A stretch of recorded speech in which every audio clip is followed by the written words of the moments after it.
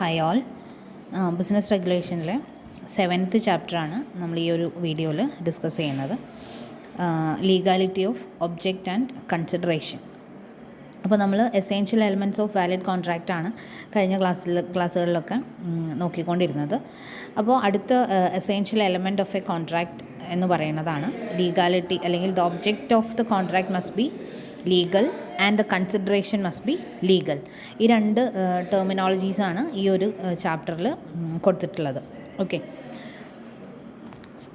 അപ്പോൾ നമുക്കറിയാം, all the agreements and contracts if they are made for lawful consideration and with a lawful object, that means if the consideration or object of any agreement or contract is not legal, the agreement is void. അപ്പോൾ നമുക്കറിയാം, ഒരു contract create ചെയ്യുന്ന സമയത്ത് അതിന് ബേസിക്കായിട്ട് വേണ്ട രണ്ട് കാര്യങ്ങളാണ്. The object of the contract, അതായത് എന്തിനാണ് നമ്മൾ കോൺട്രാക്റ്റ് മേക്ക് ചെയ്യുന്നത്, അത് എപ്പോഴും എന്തായിരിക്കണം, ലോഫുൾ ആയിട്ടുള്ള ഒരു കാര്യത്തിനായിരിക്കണം. അതായത് നിയമവിധേയമായിട്ടുള്ള ഒരു കാര്യത്തിന് വേണ്ടിയിട്ടായിരിക്കണം നമ്മൾ എന്ത് ക്രിയേറ്റ് ചെയ്യേണ്ടത്, ഒരു കോൺട്രാക്റ്റ് ക്രിയേറ്റ് ചെയ്യേണ്ടത്. ഓക്കെ, അപ്പോൾ കോൺട്രാക്റ്റിൻ്റെ ഉദ്ദേശം അല്ലെങ്കിൽ ഒബ്ജക്റ്റ് എന്ന് പറയുന്നത് എപ്പോഴും എങ്ങനെയായിരിക്കണം എന്നാണ്, ലോഫുൾ ആയിരിക്കണം എന്നാണ്. അതുപോലെ every contract should be attached with a consideration. എന്തെങ്കിലും ഒരു സംഭവം, സംതിങ് റിട്ടേൺ, അതിനെയാണ് നമ്മൾ എന്ത് വിളിക്കുക, കൺസിഡറേഷൻ എന്ന് വിളിക്കുക. അപ്പോൾ ഈ കൺസിഡറേഷൻ എങ്ങനെയായിരിക്കണം, അതും ലോഫുൾ ആയിരിക്കണം. അപ്പോൾ നിയമവിരുദ്ധമായിട്ടുള്ള കാര്യങ്ങൾ ഒരിക്കലും നമ്മൾ എന്ത് ചെയ്യരുത്, കൺസിഡറേഷനായിട്ട് കൊടുക്കാൻ വേണ്ടിയിട്ട് പാടില്ല. അപ്പോൾ ഈ രണ്ട് കാര്യങ്ങളാണ് ഈ ഒരു മീനിങ്ങിനകത്ത് പറയുന്നത്. And if the object or consideration of the contract is unlawful, അത് നിയമവിരുദ്ധമാണെങ്കിൽ കോൺട്രാക്റ്റ് എന്തായിട്ട് മാറും, കോൺട്രാക്ട് ബിക്കം വോയിഡ്. അപ്പോൾ നെക്സ്റ്റ് നമ്മൾ നോക്കുന്നത് the circumstances under which the object and consideration are unlawful. എപ്പോഴൊക്കെയാണ് കോൺട്രാക്റ്റിൻ്റെ ഒബ്ജക്റ്റ് ആൻഡ് കൺസിഡറേഷൻ അൺലോഫുൾ ആവുന്നത്, ഓക്കെ, നിയമവിരുദ്ധമായിട്ട് മാറുന്നത് എപ്പോഴൊക്കെയാണ്. അപ്പോൾ first one is if it is forbidden by law. അപ്പോൾ അത് നിയമം തന്നെ ചെയ്യാൻ പാടില്ല, അല്ലെങ്കിൽ നിയമം തന്നെ റെസ്ട്രിക്റ്റഡ് ആണ് എന്ന് പറയുന്ന ഒരു ആക്റ്റ് ആണ് നമ്മുടെ കോൺട്രാക്റ്റിൽ അറ്റാച്ച് ചെയ്തിരിക്കുന്നതെങ്കിൽ അതെന്തായിരിക്കും, ദാറ്റ് ഈസ് അൺലോഫുൾ ആയിട്ട് മാറും. രണ്ടാമത്തത് if it defeats the provisions of any law. നമ്മൾ ഇന്ത്യയിൽ പ്രിവൈൽ ചെയ്യുന്ന ഏതെങ്കിലും നിയമത്തിനെ എതിർക്കുന്ന രീതിയിലുള്ള എന്തെങ്കിലും ഒന്നാണെങ്കിൽ അത് എന്തായിട്ട് മാറും, ഒരു അൺലോഫുൾ ഒബ്ജക്റ്റോ അൺലോഫുൾ കൺസിഡറേഷനോ ആയിട്ട് മാറും. പിന്നെ വരുന്നത് ഇഫ് ഇറ്റ് ഈസ് ഫ്രോഡുലൻറ്റ്. നമുക്കറിയാം, നമ്മൾ ഫ്രീ കൺസെൻറ്റ് പഠിച്ചപ്പം ഫ്രോഡ് എന്താണ്, ഫ്രോഡുലൻ്റ് ആക്ടിവിറ്റീസ് എന്തൊക്കെയാണെന്നൊക്കെ പറഞ്ഞിട്ടുണ്ടായിരുന്നു. അപ്പോൾ മറ്റുള്ളവരെ ഡിഫീറ്റ് ചെയ്യുന്ന രീതിയിൽ മറ്റുള്ളവരെ പറ്റിച്ചിട്ടൊക്കെ നമ്മൾ എന്ത് ചെയ്യുകയാണ്, ഒരു കോൺട്രാക്റ്റിൽ എൻ്റർ ചെയ്യിപ്പിക്കുന്നതാണെങ്കിൽ അതിൻ്റെ ഒബ്ജക്റ്റ് അതുപോലെ കൺസിഡറേഷനൊക്കെ ഫ്രോഡുലൻ്റ് നേച്ചർ ഉള്ളതാണെങ്കിൽ ദാറ്റ് കോൺട്രാക്ട് ബിക്കം അൺലോഫുൾ. പിന്നെ വരുന്നത് if it involves or implicit injury to the person or property of another. മറ്റൊരാൾക്ക് പേഴ്സണലി അല്ലെങ്കിൽ അയാളുടെ പ്രോപ്പർട്ടിക്ക് എന്തെങ്കിലും ഇഞ്ചുറീസ് ഉണ്ടാക്കുന്ന രീതിയിലുള്ള ഒബ്ജക്റ്റ് ഓർ കൺസിഡറേഷൻ ആണ് നമ്മുടെ കോൺട്രാക്റ്റിലുള്ളതെങ്കിൽ അതെന്തായിരിക്കും, that become a void contract and become unlawful. പിന്നെ if it is immoral, if it is opposite to public policy, public പോളിസിക്ക് നിരക്കാത്തതാണെങ്കിൽ അതെന്താണ്, ദാറ്റ് ഈസ് ഒരു അൺലോഫുൾ ആയിട്ടുള്ള കോൺട്രാക്റ്റ് ആണെന്ന് നമുക്ക് പറയാൻ പറ്റും. അപ്പോൾ ഈ ഓരോ പോയിൻറ്റ്സും നമ്മൾ കുറച്ച് ഡീറ്റെയിൽ ആയിട്ട് നോക്കുകയാണെങ്കിൽ, ഒരു ആക്ട് ഫോർബിഡൻ ബൈ ലോ എന്ന് പറയുന്നത്, നമുക്കറിയാം ചില ആക്ടിവിറ്റീസ് നിയമം തന്നെ അത് ചെയ്യുമ്പോൾ തന്നെ നമുക്കറിയാൻ പറ്റും അതെന്താണ്, നിയമവിരുദ്ധമാണ് എന്നറിയണ കാര്യങ്ങളുണ്ടാവും. അപ്പോൾ അങ്ങനത്തെയൊക്കെ കാര്യങ്ങളാണ് നമ്മൾ ചെയ്യുന്നതെങ്കിൽ, ഇപ്പോൾ നമുക്കറിയാം ഒരു ഗവൺമെൻറ് ജോലി ഒരിക്കലും നമ്മൾ ബ്രൈബറി അല്ലെങ്കിൽ കൈക്കൂലി കൊടുത്തിട്ടോ അല്ലെങ്കിൽ അങ്ങനത്തെ രീതിയിലൊന്നും നമുക്ക് വാങ്ങാൻ പറ്റില്ല. അല്ലെങ്കിൽ അങ്ങനെ ഒരു ആക്ടിവിറ്റി നമ്മൾ നടത്തിയിട്ടുണ്ടെങ്കിൽ അതെന്തായിട്ട് മാറും, ദാറ്റ്സ് ആൻ അൺലോഫുൾ ആക്റ്റാണ്. അതായത് നിങ്ങൾക്കിപ്പോൾ ഗവൺമെൻറ് ജോലി വാങ്ങിത്തരാം എന്ന് പറഞ്ഞിട്ട് നിങ്ങളുടെ അടുത്ത് നിന്ന് ഒരാൾ 10 ലക്ഷം രൂപ വാങ്ങുകയാണ്. അപ്പോൾ അവിടെ നിങ്ങൾ കൊടുത്തിട്ടുള്ള 10 ലക്ഷം രൂപ എന്തിനു വേണ്ടിയിട്ടുള്ളതാണ്, നിങ്ങൾക്കൊരു ഗവൺമെൻറ് ജോലി വാങ്ങിത്തരാം എന്ന് പറഞ്ഞിട്ടുള്ളതാണ്. സോ അതെന്താണ്, കൺസിഡറേഷനാണ്, അത് അൺലോഫുൾ ആയിട്ട് മാറും. പിന്നെ the object of the contract എന്ന് പറയുന്നത് എന്താണ്, ഗവൺമെൻറ്റിൻ്റെ ജോലി വാങ്ങിത്തരിക എന്നുള്ളതാണ്. അപ്പോൾ ആ ഒരു സംഭവം നമ്മുടെ നിയമവിരുദ്ധമായിട്ടുള്ള ഒരു കാര്യമാണ് എന്നുള്ളതാണ്. അപ്പോൾ ഫോർബിഡൻ ബൈ ലോ എന്ന് പറഞ്ഞൊരു സംഭവമാണ്. അപ്പോൾ അത് ഒരിക്കലും നമ്മൾ ചെയ്യാൻ വേണ്ടിയിട്ട് പാടില്ല. പിന്നെ വരുന്നത് ഏതെങ്കിലും നിയമത്തിൻ്റെ പ്രൊവിഷൻസിനെ ഡിഫീറ്റ് ചെയ്യുക എന്ന് പറയുന്ന ഒരു കാര്യം. അപ്പോൾ നമുക്കറിയാം ഇപ്പോൾ ഒരു എക്സാമ്പിൾ പറയുവാണെങ്കിൽ നമുക്ക് കടം വാങ്ങുകയും കടം കൊടുക്കുകയും ചെയ്യുന്നൊരു പരിപാടി യൂഷ്വലി നമ്മൾ ചെയ്യുന്നതാണ്. അപ്പോൾ ഈ കടം വാങ്ങുക കടം കൊടുക്കുക എന്നുള്ളതിനെയൊക്കെ അറ്റാച്ച് ചെയ്യുന്ന ഒരു ലോ ഉണ്ട്. ദാറ്റ് ഈസ് ലിമിറ്റേഷൻസ് ലോ എന്ന് പറഞ്ഞിട്ടൊരു, അല്ലെങ്കിൽ ലിമിറ്റേഷൻസ് ആക്ട് എന്ന് പറഞ്ഞിട്ടൊരു ആക്ട് ഉണ്ട്. അപ്പോൾ ഈ ഒരു ആക്ട് പ്രകാരമാണ് ഈ പറയുന്ന കടം വാങ്ങുന്നതും കടം കൊടുക്കുന്നതൊക്കെ നമ്മൾ ചെയ്യുക. പക്ഷേ നമുക്ക് ആ ആക്ട് അറിയില്ലെങ്കിൽ പോലും നമ്മളിപ്പോൾ കടം വാങ്ങിയിട്ട് നമ്മൾ ഒരാൾക്ക് തിരിച്ചു കൊടുത്തില്ല, അയാൾ പറഞ്ഞ പ്രിസ്ക്രൈബ്ഡ് ടൈമിൽ നമ്മൾ തിരിച്ചു കൊടുത്തിട്ടില്ല എങ്കിൽ ഓട്ടോമാറ്റിക്കായിട്ട് അയാൾ എന്ത് ചെയ്യും, കേസ് ഫയൽ ചെയ്യും. ആൻഡ് നമ്മൾ എന്ത് ചെയ്യും, കോടതിയിലും കേസൊക്കെ ആയിട്ട് നടക്കേണ്ടി വരും. അപ്പോൾ അതൊക്കെ ചെയ്യുന്നത് ഏത് ആക്ടിൻ്റെ ഭാഗമായിട്ടായിരിക്കും, ലിമിറ്റേഷൻ ആക്ടിൻ്റെ ഭാഗമായിട്ടായിരിക്കും നമ്മളത് ചെയ്യുന്നുണ്ടാവുക. അപ്പോൾ നമ്മളിവിടെ ആക്ച്വലി എന്താ ചെയ്തിട്ടുള്ളത്, provisions of the law violate ചെയ്തു. അതായത് ഒരാൾക്ക് കടം വാങ്ങിയാൽ കൃത്യമായിട്ട് തിരിച്ചു കൊടുക്കുക എന്നുള്ളതാണ്. തിരിച്ചു കൊടുക്കാതിരിക്കാൻ വേണ്ടിയിട്ട് നമ്മളൊരു കോൺട്രാക്റ്റ് ഉണ്ടാക്കിയോ അല്ലെങ്കിൽ അങ്ങനെ ഏതെങ്കിലും രീതിയിൽ അയാളെ പറ്റിക്കാനോ അയാളെ ഉപദ്രവിക്കാനോ ഉള്ള എന്തെങ്കിലും തരത്തിലുള്ള കോൺട്രാക്റ്റ് നമ്മൾ ക്രിയേറ്റ് ചെയ്തിട്ടുണ്ടെങ്കിൽ അത് ആ ഒരു ആക്ടിൻ്റെ പ്രൊവിഷൻസിനെ ഡിഫീറ്റ് ചെയ്യുന്നതായിരിക്കും. അപ്പോൾ അത് എന്തായിട്ട് മാറും, അൺലോഫുള്ളായിട്ട് മാറും. പിന്നെ ഫ്രോഡുലൻ്റ് ഓൾറെഡി നമുക്കറിയുന്ന കാര്യമാണ്. ഫ്രോഡ് നേച്ചറിലുള്ള എന്ത് ആക്ടിവിറ്റി, മറ്റൊരാളുടെ ഫിസിക്കലി ഓർ മെൻ്റലി നമ്മൾ അറ്റാക്ക് ചെയ്യുകയോ അയാളെ പറ്റിക്കുകയോ പറഞ്ഞു പറ്റിക്കുകയോ ഒക്കെ ചെയ്യണതൊക്കെ ഫ്രോഡുലൻ്റ് നേച്ചറുള്ള ആക്ടിവിറ്റീസാണ്. പിന്നെ എന്താണ്, മറ്റൊരാളുടെ ജീവനോ സ്വത്തിനോ അപകടം വരുത്തുന്ന രീതിയിൽ, ഇപ്പോൾ കൊട്ടേഷൻ കൊടുക്കുക, മറ്റേയാളെ ഉപദ്രവിക്കാൻ വേണ്ടിയിട്ട് കൊട്ടേഷൻ കൊടുക്കുക. അപ്പോൾ അവിടെ വരുന്ന നമ്മുടെ കോൺട്രാക്റ്റിൻ്റെ ഒബ്ജക്റ്റ് എന്ന് പറയുന്നത് മറ്റൊരാൾ ഉപദ്രവിക്കുക എന്നുള്ളതാണ്. അപ്പോൾ അതിന് കൊടുക്കുന്ന പണം എന്താണ്, കൺസിഡറേഷൻ എന്ന് പറയുന്നത് ഈ ഒരു പർട്ടിക്കുലർ ആവശ്യത്തിന് വേണ്ടിയിട്ടുള്ളതാണ്. സോ ദാറ്റ് ബിക്കം അൺലോഫുള്ളായിട്ട് മാറും. പിന്നെ പബ്ലിക് പോളിസിക്ക് എതിരായിട്ടുള്ള, ദാറ്റ് ഈസ് ഇമ്മോറൽ ആക്ടിവിറ്റീസ്. അപ്പോൾ ഈ ഇമ്മോറൽ ആക്ടിവിറ്റീസ് അല്ലെങ്കിൽ പബ്ലിക് പോളിസി എന്ന് പറയുന്നത് പൊതുവായിട്ട് സൊസൈറ്റിയിൽ നമ്മൾ പാലിക്കേണ്ട കുറേ കാര്യങ്ങളുണ്ട്. അപ്പോൾ ആ കാര്യങ്ങൾ പാലിക്കാത്ത രീതിയിൽ നമ്മൾ ചെയ്യുന്ന കാര്യങ്ങളൊക്കെയാണ് ഈ പറയുന്ന ഈ ഇമ്മോറൽ അല്ലെങ്കിൽ അൺലോഫുൾ ആക്ടിവിറ്റി അല്ലെങ്കിൽ പബ്ലിക് പോളിസിക്ക് ഓപ്പോസിഡ് ആയിട്ടുള്ള ആക്ടിവിറ്റി എന്ന് പറയുന്നത്. ഇപ്പോൾ എക്സാമ്പിൾ പറയുകയാണെങ്കിൽ 16 വയസ്സുള്ള ഒരു പെൺകുട്ടീനെ മാരേജ് കഴിപ്പിക്കാൻ വേണ്ടിയിട്ട് അവരുടെ ഫാമിലി ഡിസൈഡ് ചെയ്യുകയാണ്. അപ്പോൾ അതെന്താണ്, പബ്ലിക് പോളിസിക്ക് ഓപ്പോസിറ്റ് ആയിട്ടുള്ള ഒരു കാര്യമാണ്. അതായത് 16 വയസ്സുള്ള കുട്ടീനെ ഒരിക്കലും കല്യാണം കഴിപ്പിക്കാൻ വേണ്ടിയിട്ട് പാടില്ല. ഇൻസിസ്റ്റ് ചെയ്യുന്നവരും അതിൽ ഒബ്ജക്റ്റ് ഓഫ് ദ കോൺട്രാക്റ്റും തെറ്റാണ്. അതുപോലെ ഇനിയിപ്പോൾ അതിന് പകരമായിട്ട് എന്തെങ്കിലും പണമോ എന്തെങ്കിലും സംഭവം കൊടുക്കുന്നുണ്ടെങ്കിൽ അതും തെറ്റാണ്. അപ്പോൾ ഇങ്ങനത്തെ കാര്യങ്ങളൊക്കെ നമ്മൾ എന്തായിട്ട് പറയും, നമ്മുടെ object or consideration of the contract become unlawful എന്ന് പറയുന്ന നേച്ചറിൽ വരുന്ന കോൺട്രാക്ട്സ് ആണ്. അപ്പോൾ ഇത് ഇങ്ങനെ പോയിൻറ്റ്സ് മാത്രം പഠിച്ചു വെച്ചാൽ പോരാ, അതിൻ്റെ എക്സ്പ്ലനേഷൻ കൂടെ നിങ്ങൾ എഴുതാൻ വേണ്ടിയിട്ട് നോക്കണം. ഓക്കെ, ദെൻ നെക്സ്റ്റ് ഒരു ഹെഡിങ് വരുന്നത് agreement opposed to public policy. Public പോളിസിക്ക് ഓപ്പോസ്ഡ് ആയിട്ടുള്ള എഗ്രിമെൻറ്റ്സ് എന്തൊക്കെയാണ് എന്നുള്ളതാണ്. അതായത് എന്താണ് പബ്ലിക് പോളിസി എന്നുള്ളത് നമുക്ക് ഏകദേശം അറിയാൻ പറ്റും. അതായത് പൊതുജനങ്ങൾ പാലിക്കേണ്ട കുറേ മര്യാദകളുണ്ട്. സൊസൈറ്റിയിൽ ജീവിക്കുന്ന ആൾക്കാർ പാലിക്കേണ്ടതായിട്ടുള്ള കുറേ മര്യാദകളും റൂൾസും കാര്യങ്ങളൊക്കെ ഉണ്ട്. അതൊക്കെ ഇൻബോൺ ആയിട്ട് നമുക്കിങ്ങനെ അറിയണതാണ്, നമ്മളോട് ആരും പറഞ്ഞു തരേണ്ട കാര്യമില്ല. അപ്പോൾ അങ്ങനത്തെ കുറച്ച് കാര്യങ്ങൾ, അതായത് സൊസൈറ്റിക്ക് എന്തെങ്കിലും തരത്തിൽ ഹാംഫുൾ ആവുന്ന രീതിയിൽ നമ്മുടെ കയ്യിൽ നിന്ന് വരുന്ന എന്ത് ആക്ടിവിറ്റീസിനെയും നമ്മൾ activities they are opposite to public policy എന്ന് പറയേണ്ടി വരും. ഓക്കെ, അപ്പോൾ അങ്ങനെ വരുന്ന എഗ്രിമെൻറ്റ്സ് എന്തൊക്കെയാണെന്നുള്ളതാണ്. അതിൽ ഒന്നാമത്തേത് എന്താണ്, agreements for trading with an enemy. അപ്പോൾ എന്താണ് ട്രേഡിംഗ് വിത്ത് ആൻ എനിമി എന്ന് പറയുന്നത്, നമ്മുടെ പേഴ്സണൽ ശത്രുക്കളെ കാര്യമല്ല പറയുന്നത്. ഒരു എന്താണ്, രാജ്യത്തിൻ്റെ പുറത്ത് നമ്മുടെ ഒരു എനിമി കൺട്രി ആയിട്ട് നമ്മൾ എന്ത് ചെയ്യാം, ഒരു കച്ചവടം നടത്താം. ഓക്കെ, അപ്പോൾ business or agreement made with enemy. അപ്പോൾ അതായത് ഗവൺമെൻറ്റിൻ്റെ ഒരു പോയിൻ്റ് ഓഫ് വ്യൂവിൽ ഓരോ ആൾക്കാരെ അല്ലെങ്കിൽ ഓരോ സ്ഥാപനങ്ങളെ ഓരോ രാജ്യങ്ങളെ എനിമിയായിട്ട് പ്രഖ്യാപിക്കുന്നുണ്ടാവും. അപ്പോൾ നമ്മൾ ഓൾറെഡി പറഞ്ഞിട്ടുണ്ട്, ഏലിയൻ എനിമി എന്ന് പറഞ്ഞൊരു ടേം നമ്മൾ ഓൾറെഡി കേട്ടിട്ടുണ്ട്. അപ്പോൾ ഏലിയൻ എനിമി എന്നൊക്കെ പറയുന്നത് തന്നെയാണ് ഇവിടെ ഉദ്ദേശിക്കുന്നത്.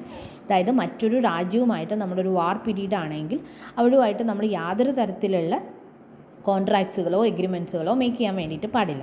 അപ്പോൾ അത് എന്താണ്, ഓപ്പോസിറ്റ് ടു പബ്ലിക് പോളിസി ആയിട്ടുള്ള ഒരു കോൺട്രാക്റ്റ് ആയിരിക്കും. രണ്ടാമത്തത് agreements to commit a crime.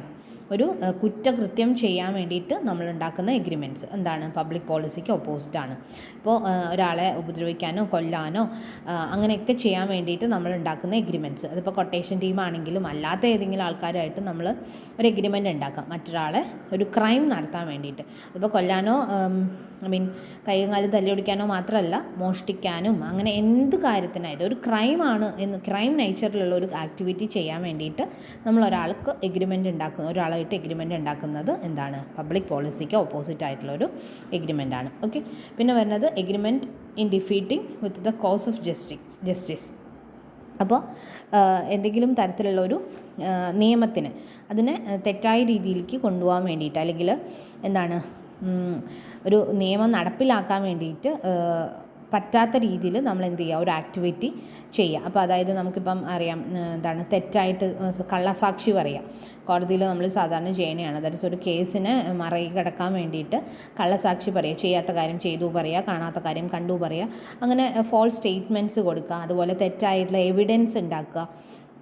Then അതേപോലെ ഇംപ്രോപ്പറായിട്ടുള്ള ഇൻഫ്ലുവൻസ് ക്രിയേറ്റ് ചെയ്യുക. ഇപ്പോൾ പോലീസുകാരെയൊക്കെ സ്വാധീനിച്ചിട്ട് രക്ഷപ്പെട്ടു പോവുക, അങ്ങനത്തെ കാര്യങ്ങളൊക്കെ ചെയ്യില്ലേ, അതിനെയൊക്കെയാണ് നമ്മൾ എന്ത് വിളിക്കുക, defeating the cause of justice. അതായത് ഒരു നീതി നിഷേധത്തിന് വേണ്ടിയിട്ട് നമ്മൾ എന്ത് ചെയ്യുക, ചെയ്യുന്ന ആക്ടിവിറ്റീസൊക്കെ പബ്ലിക് പോളിസിക്ക് ഓപ്പോസിറ്റാണ്.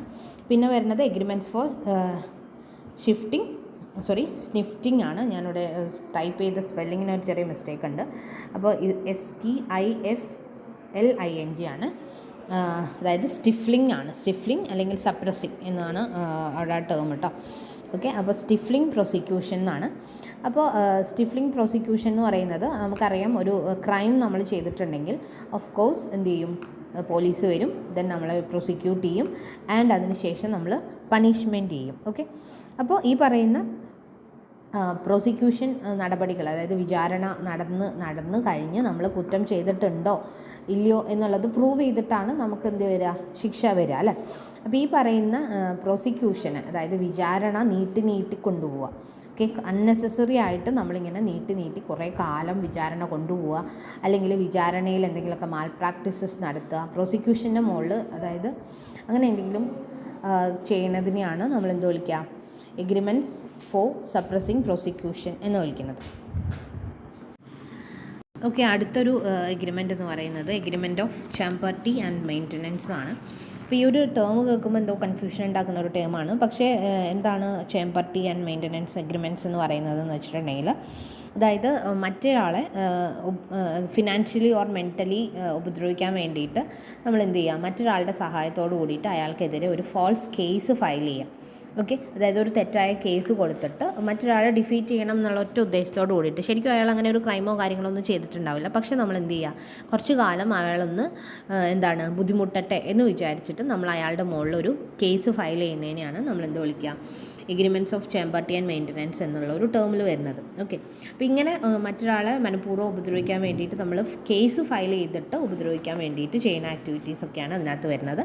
അതും എന്താണ്, പബ്ലിക് പോളിസിക്ക് ഓപ്പോസിറ്റാണ്. പിന്നെ വരുന്നത് agreement in restrain of legal proceedings, നിയമ നടപടികളെ തടസ്സപ്പെടുത്താൻ വേണ്ടിയിട്ട് നമ്മൾ ചെയ്യുന്ന ഏത് ആക്ടിവിറ്റീസും എന്താണ്, പബ്ലിക് പോളിസിക്ക് ഓപ്പോസിറ്റാണ്. അതായത് ഇപ്പോൾ നമ്മൾ എന്താണ് ജപ്തി ചെയ്യാൻ വരുമ്പോൾ അത് തടസ്സപ്പെടുത്തുക. അപ്പോൾ ചില ആൾക്കാരുണ്ട് ജപ്തി ചെയ്യാൻ വരുമ്പോൾ സൂയിസൈഡ് ചെയ്യും, അങ്ങനെ ഇങ്ങനെയെന്നൊക്കെ പറഞ്ഞിട്ട് ഭീഷണിപ്പെടുത്തണം, അല്ലെങ്കിൽ പോലീസുകാരെ അല്ലെങ്കിൽ ചെയ്യാൻ വരുന്ന ഓഫീഷ്യൽസിനെയൊക്കെ എന്ത് ചെയ്യും, അങ്ങനെ ഭീഷണിപ്പെടുത്തും. ഓഫ് കോഴ്സ് നമുക്കറിയാം, അതിൻ്റെ ന്യൂസസൊക്കെ വന്നിട്ടുണ്ടെങ്കിൽ അവരെ അറസ്റ്റ് ചെയ്ത് കൊണ്ടുപോവുകയാണ് ചെയ്യുക. കാരണം എന്താണ്, അത് ഒരു പബ്ലിക് പോളിസിക്ക് ഓപ്പോസിറ്റ് ആയിട്ടുള്ള ആക്ടിവിറ്റിയാണ്. അപ്പോൾ നിയമപരമായി ചെയ്യേണ്ട കാര്യങ്ങൾ ചെയ്യാൻ സമ്മതിക്കാതിരിക്കാം. ഓക്കെ, അപ്പോൾ അങ്ങനെ വരുമ്പോൾ ഓട്ടോമാറ്റിക്കായിട്ട് എന്ത് സംഭവിക്കും, അത് പബ്ലിക് പോളിസിക്ക് ഓപ്പോസിറ്റ് ആവുന്നത് കൊണ്ടാണ് എന്ത് സംഭവിക്കുന്നത്, പോലീസ് അറസ്റ്റ് ചെയ്ത് കൊണ്ടുപോകുന്നത്. ഓക്കെ, അപ്പോൾ അത് എന്താണ്, ഒരു അൺലോഫുൾ അല്ലെങ്കിൽ പബ്ലിക് പോളിസിക്ക് ഓപ്പോസിറ്റ് ആയിട്ടുള്ള ആക്ടിവിറ്റിയാണ്. പിന്നെ വരുന്നത് agreement for sale of public officers titles and appointment. പിന്നെ എന്താ പറയുക, ഗവൺമെൻറ്റിൻ്റെ സ്ഥാപനങ്ങളിൽ പബ്ലിക് പ്രോപ്പർട്ടീസ് സെയിൽ ചെയ്യുക. അതായത് നമ്മൾ ഏതെങ്കിലും ഒരു ഗവൺമെൻറ് ഓഫീസ് സെയിൽ ചെയ്യാൻ വേണ്ടിയിട്ടുള്ള എന്തെങ്കിലും കാര്യങ്ങൾ നമ്മൾ ചെയ്യുക. ആക്ച്വലി അങ്ങനെ ഒരു ആക്ടിവിറ്റി നമുക്ക് ചെയ്യാൻ പറ്റില്ല, പക്ഷേ എന്തെങ്കിലും തരത്തിൽ തെറ്റിദ്ധരിപ്പിച്ചിട്ടോ അങ്ങനെ ഏതെങ്കിലും പബ്ലിക് ടൈറ്റിൽസൊക്കെ സെയിൽ ചെയ്യുക, അല്ലെങ്കിൽ ഇപ്പോൾ നമുക്ക് ഇങ്ങനെ ഗവൺമെൻറ്റിൻ്റെ ഒഫീഷ്യൽ സീലുകളും കാര്യങ്ങളൊക്കെ ഉണ്ടാവും, അത് മിസ്യൂസ് ചെയ്യുക, അങ്ങനത്തെ കാര്യങ്ങൾ. അതേപോലെ ഗവൺമെൻറ് ജോലി വാങ്ങിത്തരാൻ പറഞ്ഞിട്ട് നമ്മൾ എന്ത് ചെയ്യുക, മറ്റൊരാളുടെ അടുത്ത് നിന്ന് പണം വാങ്ങുക, അങ്ങനെ ഒരു ഓഫറിങ്സ് കൊടുക്കുക, അതൊക്കെ എന്താണ്, ഓപ്പോസിറ്റ് ടു പബ്ലിക് പോളിസി ആയിട്ടുള്ള എഗ്രിമെൻറ്റ്സ് ആണ്. പിന്നെ agreements in restraint of parental right, അതായത് ഒരു എന്താണ് പാരൻസിന് ഐദർ മദർ ഓർ ഫാദർ അവർക്ക് എന്തുണ്ട്, കുട്ടികളോട് ഒരു പാരൻ്റൽ റൈറ്റ് ഉണ്ട്. അതായത് കുട്ടിയെ കാണാനും അവരെ പാമ്പർ ചെയ്യാനും അതുപോലെ അവരെ ടേക്ക് കെയർ ഓഫ് ചെയ്യാനും ഒക്കെ വേണ്ടിയിട്ടുള്ള പാരൻ്റൽ റൈറ്റ്സ് ഉണ്ട്. ഈ പാരൻ്റൽ റൈറ്റ്സിനെ ആരെങ്കിലും തടസ്സപ്പെടുത്തുന്നുണ്ടെങ്കിൽ, ഇപ്പോൾ ചിലപ്പോൾ ഡിവോഴ്സ്ഡ് ആയിട്ടുള്ളൊരു പാരൻസ് ആണെന്ന് വിചാരിക്കുക. അപ്പോൾ അതിൽ കോർട്ട് ഓഫ് ലോ ഇങ്ങനെ എന്താണ്, കുട്ടിയെ എത്ര ദിവസം അമ്മയുടെ കൂടെ, എത്ര ദിവസം അച്ഛൻ്റെ കൂടെ, അങ്ങനെയൊക്കെ പറഞ്ഞിട്ടുണ്ട്, ഒരു ഓർഡർ ഇട്ടിട്ടുണ്ടെങ്കിൽ ഈ പറഞ്ഞ ദിവസങ്ങളൊക്കെ കൃത്യമായിട്ട് ആ കുട്ടീനെ അവിടെ കൊണ്ടെത്തിക്കുക അല്ലെങ്കിൽ അവരെ കാണിക്കാൻ സമ്മതിക്കുക എന്നുള്ളത് ഒരു നിയമം അനുശാസിച്ചിട്ടുള്ള കാര്യമാണ്. അത് നമ്മൾ ചെയ്യാതിരിക്കുക എന്ന് പറയുന്നത് പാരൻ്റൽ റൈറ്റ്സിന് ഓപ്പോസിറ്റാണ്. അപ്പോൾ അതുകൊണ്ട് അങ്ങനത്തെ ആക്ടിവിറ്റീസ്, ഇപ്പോൾ ഒരാളുടെ പാരൻ്റൽ റൈറ്റ്സ് തടസ്സപ്പെടുത്തുന്ന രീതിയിൽ നമ്മൾ എന്ത് കാര്യങ്ങളും ചെയ്യുന്നുണ്ടെങ്കിലും അതൊക്കെ എന്താണ്, പബ്ലിക് പോളിസിക്ക് ഓപ്പോസിറ്റായിട്ട് വരും. പിന്നെ എഗ്രിമെൻറ്റ് ഫോർ മാരേജ് ബ്രോക്കറേജ്. അപ്പോൾ ഈ പറയുന്ന മാരേജ് ബ്രോക്കറേജ് അല്ലെങ്കിൽ മാരേജ് കോൺട്രാക്ട്സിലുള്ള എഗ്രിമെൻറ്റ്സ് എന്ന് പറയുന്നത് ശരിക്കും പറഞ്ഞിട്ടുണ്ടെങ്കിൽ മാരേജിന് വേണ്ടിയിട്ട് യാതൊരു വിധത്തിലുള്ള നെഗോസിയേഷനും ചെയ്യാൻ പാടില്ല എന്നുള്ളതാണ്. അതായത് ഈ പറയുന്ന ഒരു കല്യാണം നടത്തുന്നതിന് പകരമായിട്ട് ഇത്ര പണം വേണം, അതായത് നമ്മൾ ഡൗറി ചോദിക്കുക പറയുക, ആ സാധനമല്ലേ, അതാണ് ഉദ്ദേശിക്കുന്നത്. അല്ലാണ്ട് കല്യാണം നടത്താൻ വേണ്ടിയിട്ടുള്ള ബ്രോക്കറേജിൻ്റെ കാര്യമല്ല. അതായത് കല്യാണം കഴിക്കണമെങ്കിൽ ഇന്ന സാധനങ്ങൾ വേണം, അല്ലെങ്കിൽ അങ്ങനത്തെ ഓഫറിങ്സ് ഒക്കെ നമ്മൾ കൊടുത്തിട്ട് കല്യാണം കഴിക്കുന്നതൊക്കെ പബ്ലിക് പോളിസിക്ക് ഓപ്പോസിറ്റ് ആയിട്ടുള്ള കാര്യങ്ങളാണ്. അപ്പോൾ ഈ എഗ്രിമെൻറ്റ്സ് ഒക്കെ ഒന്ന് ഓർത്ത് വയ്ക്കാം. What are the agreements? They are opposite to public policy എന്നുള്ളത്. ഓക്കെ, നെക്സ്റ്റ് നമ്മൾ ആ ഒരു ഫസ്റ്റ് പാർട്ട് ഇത്രയേ ഉള്ളൂ. ഇനി അതിൻ്റെ ബാക്കി ഭാഗം എന്ന് പറയുന്നത് അടുത്തൊരു ചാപ്റ്ററായിട്ട് വരുന്നതാണ്. അതായത് 7th ചാപ്റ്റർ എന്ന് പറയുന്നത് എന്താണ്, agreement object on consideration unlawful ആയിട്ട് വരുന്നത് എങ്ങനെയാണെന്നുള്ളതാണ്. ഇനി നെക്സ്റ്റ് ഒരു ചാപ്റ്ററായിട്ട് തന്നെ വരുന്നതാണ് പെർഫോമൻസ് ഓഫ് കോൺട്രാക്ട്സ് എന്ന് പറയുന്നത്. ഓക്കെ, അടുത്തൊരു ചാപ്റ്ററായിട്ട് വരുന്നതാണ് പെർഫോമൻസ് ഓഫ് കോൺട്രാക്റ്റ്. അപ്പോൾ നമുക്കറിയാം കോൺട്രാക്റ്റ് നമ്മൾ എന്ത് ചെയ്തിരിക്കണം, ഷുഡ് ബി പെർഫോംഡ് അല്ലേ. ഒരു കോൺട്രാക്റ്റ്, അതായത് ഇത് ഏകദേശം നമ്മുടെ 11th ചാപ്റ്ററായിട്ട് വരുന്നൊരു സംഭവമാണ്. ഈ പറയുന്ന പെർഫോമൻസ് ഓഫ് കോൺട്രാക്റ്റ് എന്ന് പറയുന്നത് ചാപ്റ്റർ 11 ആണ്. ഓക്കെ, അതൊന്ന് ഓർത്ത് വയ്ക്കണേ, ഞാൻ ടൈറ്റിലിടാൻ വിട്ടുപോയിട്ടുണ്ട്. Okay, chapter 11. അപ്പോൾ ചാപ്റ്റർ 11 ആണ് എന്ത്, പെർഫോമൻസ് ഓഫ് കോൺട്രാക്ട്സ് എന്ന് പറയുന്നത്. അപ്പോൾ section 37 of the contract act lays down that the parties to a contract must either, perform or offer to perform their respective promises unless such performance is dispensed with or excused under the provisions of this act or of any other law. അപ്പോൾ ഒരു contract, അപ്പോൾ essential elements ഒക്കെ finish ചെയ്ത് കഴിഞ്ഞാൽ, അല്ലെങ്കിൽ essential എലമെൻറ്റ്സിൻ്റെ ഒപ്പം തന്നെ വരുന്നൊരു കാര്യമാണ് ഒരു കോൺട്രാക്റ്റ് പെർഫോം ചെയ്യുക എന്നുള്ളത്. ഈ പറയുന്ന എല്ലാ എസെൻഷ്യൽസ് എലമെൻറ്റ്സും ഉണ്ട്, 2 പാർട്ടീസ് ഉണ്ട്. പക്ഷേ ഈ പാർട്ടീസിൽ ഏതെങ്കിലും ഒരാൾ അയാളുടെ ഡ്യൂട്ടീസ്, അയാൾ പറഞ്ഞ കാര്യങ്ങളൊന്നും ചെയ്യാതിരുന്നിട്ടുണ്ടെങ്കിൽ ആ കോൺട്രാക്റ്റ് പിന്നെ മുന്നോട്ട് കൊണ്ടുപോകാൻ വേണ്ടിയിട്ട് പറ്റില്ല. അപ്പോൾ കോൺട്രാക്റ്റിൻ്റെ പെർഫോമൻസ് എന്ന് പറയുന്നത്, അതായത് പെർഫോമൻസ് എന്ന് പറയുന്നത് both the parties should do there respective activities അല്ലേ. അവർക്ക് എന്തൊക്കെ കാര്യങ്ങളാണോ അവർ ചെയ്യാൻ ഉദ്ദേശിച്ചിട്ടുള്ളത്, ആ കോൺട്രാക്റ്റിൽ ചെയ്യാൻ ഉദ്ദേശിച്ചിട്ടുള്ള കാര്യങ്ങൾ 2 പാർട്ടീസും ചെയ്താൽ മാത്രമേ ആ കോൺട്രാക്റ്റ് എന്തായിട്ട് മാറുള്ളൂ, ഒരു കോൺട്രാക്റ്റ് വാലിഡ് ആയിട്ടുള്ള കോൺട്രാക്റ്റ് ആയിട്ട് മാറുള്ളൂ. അപ്പോൾ പെർഫോമൻസ് ഓഫ് ദ കോൺട്രാക്റ്റ് എന്ന് പറയുന്നത് ഒരു കോൺട്രാക്റ്റിനെ സംബന്ധിച്ച് വെരി നെസസറി ആയിട്ടുള്ള ഒരു കാര്യമാണ്. ഓക്കെ, അപ്പോൾ non performance of a contract will amount to be breach of contract. Contract ഇല്ലാതായി പോകാനുള്ള ഒരു കാരണമാണ്, അതായത് നോൺ പെർഫോമൻസ് എന്ന് പറയുന്നത്. Then what are the types of performance? എങ്ങനെയൊക്കെയാണ് നമുക്കൊരു കോൺട്രാക്റ്റ് പെർഫോം ചെയ്യാൻ വേണ്ടിയിട്ട് പറ്റുക? അപ്പോൾ 2 രീതിയിലാണ് നമുക്കൊരു കോൺട്രാക്റ്റ് പെർഫോം ചെയ്യാനായിട്ട് പറ്റുക. ഒന്ന് ആക്ച്വൽ പെർഫോമൻസ് ആണ്, രണ്ടാമത്തത് അറ്റംപ്റ്റഡ് പെർഫോമൻസ് ആണ്. ഓക്കെ, ആക്ച്വൽ പെർഫോമൻസ് എന്ന് പറയുന്നത് both the parties actually performed their promise, that is known as actual performance of the contract. Both of the parties performed their respective promises or obligation. 2 പാർട്ടീസും actually അവരുടെ എന്തൊക്കെയാണോ അവരുടെ respective obligations or duties അത് കൃത്യമായിട്ട് perform ചെയ്യുന്നതിനെയാണ് നമ്മൾ എന്ത് വിളിക്കുക, actual performance എന്ന് വിളിക്കാം. ഓക്കെ, അപ്പോൾ ഇവിടെ 2 ആൾക്കാരും അവരുടെ റെസ്പെക്റ്റീവ് ആക്ടിവിറ്റീസ് അല്ലെങ്കിൽ റെസ്പെക്റ്റീവ് ഡ്യൂട്ടീസ് അവർ ചെയ്തിട്ടുണ്ടാവണം. രണ്ടാമത്തതാണ് attempted performance. Okay, when a promiser has made an offer of performance to the promisee and the offer has not been accepted by the promisee, it is called attempted performance. അതായത് promisor, അതായത് ആരാണോ promise കൊടുക്കുന്ന ആൾ, അയാളുടെ side കൃത്യമായിട്ട് ചെയ്തു, and അയാൾ ചെയ്ത ആക്ടിവിറ്റീനെ മറ്റേയാൾ അക്സെപ്റ്റ് ചെയ്യാതിരിക്കുന്നതിനെയാണ് നമ്മൾ എന്ത് വിളിക്കുക, അറ്റംപ്റ്റഡ് പെർഫോമൻസ് എന്ന് വിളിക്കുക. ഇപ്പോൾ എക്സാമ്പിൾ പറയുവാണെങ്കിൽ a promise to deliver 100 bags of wheat to B. He sent them to B at the already appointed place during the business hours through a specific carrier, but B refuses to take the delivery of the bags. Okay, അപ്പോൾ ഇവിടെ എന്താ പറയണത്, A B പറഞ്ഞിട്ട് രണ്ട് ആൾക്കാരുണ്ട്. A ഒരു സെല്ലറാണ്, അയാൾ എന്ത് ചെയ്തിരിക്കുന്നു, 100 ബാഗ് വീറ്റ് ബിക്ക് അയാൾ പറഞ്ഞ സമയത്ത് പറഞ്ഞ രീതിയിൽ എത്തിച്ചു കൊടുത്തു. ഓക്കെ, അപ്പോൾ ഈ വന്ന സാധനം ആര് അക്സെപ്റ്റ് ചെയ്യണം, ബി അക്സെപ്റ്റ് ചെയ്താൽ മാത്രമേ അവിടെ എന്തുണ്ടാവുള്ളൂ, ഒരു കോൺട്രാക്റ്റ് പെർഫോം ചെയ്തു എന്ന് പറയാൻ പറ്റുള്ളൂ. പക്ഷേ ബി എന്ത് ചെയ്തു, അത് റെഫ്യൂസ് ചെയ്തു, തിരിച്ചയച്ചു. അപ്പോൾ ഇവിടെ എ എന്ത് ചെയ്തിരിക്കുകയാണ്, അറ്റംപ്റ്റ് ചെയ്തിരിക്കുകയാണ് ടു ഡു ദാറ്റ് കോൺട്രാക്റ്റ് ചെയ്യാൻ വേണ്ടിയിട്ട് എ അറ്റംപ്റ്റ് ചെയ്തിട്ടുണ്ട് ആൻഡ് ബി അത് ഡിനേ ചെയ്തിട്ടുണ്ട്. അപ്പോൾ ഇതിനെയാണ് നമ്മൾ എന്ത് വിളിക്കുക, അറ്റംപ്റ്റഡ് പെർഫോമൻസ് എന്ന് വിളിക്കാം. ഓക്കെ, ദെൻ ആർക്കൊക്കെയാണ് കോൺട്രാക്റ്റ് പെർഫോം ചെയ്യാനായിട്ട് പറ്റുക? ഒന്നാമത്തെ ആൾ ആരാണ്, ദ പ്രോമിസർ. ആരാണോ പ്രോമിസ് കൊടുക്കുന്നത് അയാൾക്ക് എന്ത് ചെയ്യാം, കോൺട്രാക്റ്റ് പെർഫോം ചെയ്യാനായിട്ട് പറ്റും. അയാൾക്കാണ് കോൺട്രാക്റ്റ് പെർഫോം ചെയ്യാനുള്ള പ്രൈമറി റെസ്പോൺസിബിലിറ്റി ഉണ്ടാവുക. രണ്ടാമത്തത് legal representative of both the parties. പ്രോമിസറും പ്രോമിസിൻ്റെയും ലീഗൽ റെപ്രസെൻറ്റേറ്റീവ്, നിയമപരമായിട്ട് ഓക്കെയാണ് എന്ന് പറഞ്ഞിട്ടുള്ള ഒരു സെപ്പറേറ്റ് ആളാണ് നമ്മൾ ലീഗൽ റെപ്രസെൻറ്റേറ്റീവ് പറയാം. അയാൾ എന്ത് ചെയ്യാം, കോൺട്രാക്റ്റ് പെർഫോം ചെയ്യാം. ദെൻ പ്രോമിസേഴ്സ് ഏജൻറ്റ്, ദെൻ പ്രോമിസർ വെക്കണ ഏജൻറ്റ് കോൺട്രാക്റ്റ് പെർഫോം ചെയ്യാൻ പറ്റും. മൂന്നാമത്തത് ഒരു തേർഡ് പേഴ്സൺ, അതായത് പ്രോമിസർ അപ്പോയിൻറ്റ് ചെയ്തിരിക്കുന്ന ഒരു മൂന്നാമതൊരാൾ, അയാൾക്ക് എന്ത് ചെയ്യാം, കോൺട്രാക്റ്റ് പെർഫോം ചെയ്യാൻ വേണ്ടിയിട്ട് പറ്റും. പിന്നെ ജോയിൻറ്റ് പ്രോമിസേഴ്സ് ആണ്, അതായത് ഒന്നിൽ കൂടുതൽ പ്രോമിസേഴ്സ് ഉണ്ടെങ്കിൽ ഇവർക്കും എന്ത് ചെയ്യാം, കോൺട്രാക്റ്റ് പെർഫോം ചെയ്യാനായിട്ട് പറ്റും. And last time and place of performance ആണ്. അപ്പോൾ ഈ പറയുന്ന കോൺട്രാക്റ്റ് എവിടെ വെച്ച് എങ്ങനെ പെർഫോം ചെയ്യണം എന്നുള്ളത് പ്രീ ഫിക്സ്ഡ് ആണ്, ആദ്യം തന്നെ ഇവർ തീരുമാനിച്ച കാര്യമായിരിക്കും. അപ്പോൾ അതിൻ്റെ ടൈം, അതുപോലെ ഡേറ്റ്, ഇതൊക്കെ കൃത്യമായിട്ട് ഇവരെന്ത് ചെയ്തിരിക്കുക, ഡിസൈഡ് ചെയ്തിട്ടുണ്ടായിരിക്കണം. ഇനി വെൻ നോ ടൈം ഇസ് അല്ലെങ്കിൽ വേർ ടൈം ഇസ് സ്പെസിഫൈഡ്, അതായത് സമയം ഒന്നും സ്പെസിഫൈ ചെയ്തിട്ടില്ലെങ്കിൽ എന്താ ചെയ്യേണ്ടതെന്ന് വെച്ചിട്ടുണ്ടെങ്കിൽ രണ്ട് പാർട്ടിക്കും കംഫർട്ടബിൾ ആയിട്ടുള്ള ഒരു ടൈം അവർ ഡിസൈഡ് ചെയ്തിട്ട് അവിടെ വെച്ചിട്ട് അല്ലെങ്കിൽ ആ സമയത്ത് ആ കോൺട്രാക്റ്റ് പെർഫോം ചെയ്യാൻ പറയാം. And that when time is specified but no requisite is to made by the promisee. ഇനി ടൈം എന്താണ് സ്പെസിഫൈ ചെയ്തിട്ടുണ്ട്, പക്ഷേ നിർബന്ധം പറയുന്നില്ല. ഓക്കെ, അങ്ങനെ ആവുമ്പോഴും കംഫർട്ടബിൾ ആയിട്ടുള്ള ഒരു ടൈമിന് അവർക്കത് പെർഫോം ചെയ്യാനായിട്ട് പറ്റും. പിന്നെ അതേപോലെ പ്ലേസ് എവിടെയാണെന്ന് പറഞ്ഞിട്ടില്ലെങ്കിൽ ഒരു കംഫർട്ടബിൾ ആയിട്ടുള്ള പ്ലേസിൽ വെച്ചിട്ട് അവർക്ക് ആ കോൺട്രാക്റ്റ് പെർഫോം ചെയ്യാനായിട്ട് പറ്റും. അപ്പോൾ ഈ പറയുന്ന time, place and the manner, ഏത് രീതിയിൽ കോൺട്രാക്റ്റ് പെർഫോം ചെയ്യണം എന്നുള്ളത് ഇമ്പോർട്ടൻ്റ് ആണ്.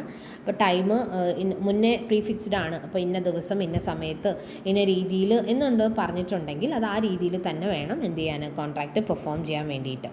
ഓക്കെ, ഇനി ഇതിനകത്ത് ബാക്കിയുള്ളൊരു ഒരു ടൈറ്റിലാണ് റെസിപ്രോക്കൽ പ്രോമിസസ് എന്ന് പറയുന്നത്. A contract consists of a reciprocal promise when one party makes a promise to do or not to do something in the future in consideration of similar promise to do or not to do something in future made by the other party. Such contract is an exchange of promises. Promise which form the consideration or part of the consideration for each other are called reciprocal promises. അതായത് reciprocal promises എന്ന് പറയുന്നത് നമുക്കറിയാം. Reciprocal എന്ന് പറയുന്നത് എന്താണ്, ഇപ്പോൾ നമ്മൾ 1/2 reciprocal ചോദിച്ചാൽ 2/1 ആണ് അല്ലേ. അപ്പോൾ റെസിപ്രോക്കൽ എന്ന് പറയുന്നത് ഒരേ കൺസിഡറേഷനും ഒരേ ഒബ്ജക്റ്റും വെച്ചിട്ട് ഒരാൾ ഒരു പാർട്ടി എ ആൻഡ് ബി പറഞ്ഞിട്ട് രണ്ടാൾക്കാരുണ്ട് വിചാരിക്കാം. ഈ രണ്ടാൾക്കാരും ഒരു കോൺട്രാക്റ്റ് ക്രിയേറ്റ് ചെയ്യാൻ വേണ്ടിയിട്ട് പോകുന്നുണ്ട്. അതായത് എയുടെ വീട് 10 ലക്ഷം രൂപയ്ക്ക് ബിക്ക് സെയിൽ ചെയ്യാൻ എ റെഡിയാണ്. അപ്പോൾ ഇത് എന്താണ്, എ പോയിട്ട് ബീൻ്റെ അടുത്ത് കമ്മ്യൂണിക്കേറ്റ് ചെയ്യാണ്. അപ്പോൾ ബി എന്ത് ചെയ്യുന്നു, ഒരു ഓഫർ ഇങ്ങോട്ട് വയ്ക്കുകയാണ്. അതായത് നിങ്ങളുടെ വീട് ഞാൻ 10 ലക്ഷം രൂപയ്ക്ക് വാങ്ങിക്കോളാം. അപ്പോൾ എ ഉദ്ദേശിച്ച കാര്യവും ബി ഉദ്ദേശിച്ച കാര്യവും സെയിം തന്നെയാണ്, same subject matter, same object, same consideration. അപ്പോൾ ഇങ്ങനെ ഒരാൾ, അതായത് ഒരു പ്രോമിസർ ഒരു പ്രോമിസ് അങ്ങോട്ട് വയ്ക്കുന്നതിന് പകരമായിട്ട് ഒരു പ്രോമിസി ഇങ്ങോട്ട് ഒരു പ്രോമിസ് വയ്ക്കുന്നതിനെയാണ് നമ്മൾ എന്ത് വിളിക്കുക, റെസിപ്രോക്കൽ പ്രോമിസസ് എന്ന് വിളിക്കുക. അതായത് അതിനകത്ത് ഒബ്ജക്റ്റ്, കൺസിഡറേഷൻ, ടൈം, പ്ലേസ്, അതുപോലെ എന്താണോ സബ്ജക്റ്റ് മാറ്റർ, ഇതൊക്കെ സിമിലർ ആയിരിക്കണം. ഓക്കെ, അങ്ങനത്തെ പ്രോമിസസിനെയാണ് നമ്മൾ എന്ത് വിളിക്കുക, റെസിപ്രോക്കൽ പ്രോമിസസ് എന്ന് വിളിക്കാം. ഓക്കെ, അപ്പോൾ ഇത്രയേ ഉള്ളൂ നമ്മുടെ 11ാമത്തെ ചാപ്റ്ററും അതുപോലെ എന്താണ് നമ്മുടെ 7th ചാപ്റ്ററും ഈ ഒരു വീഡിയോ ക്ലാസ്സിൽ കവറായിട്ടുണ്ട്. Okay, thank you.